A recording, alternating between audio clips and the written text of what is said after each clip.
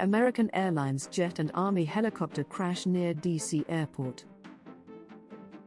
A mid-air collision occurred between an American Airlines regional jet and a military helicopter. The incident involved a Bombardier CRJ-700 carrying 64 passengers and crew members. The crash took place Wednesday night near a Washington, D.C. area airport, raising concerns. Senator Ted Cruz confirmed fatalities resulting from this tragic aviation accident. Investigations by the Federal Aviation Administration are underway to determine the cause. Stay updated with our latest news and subscribe now.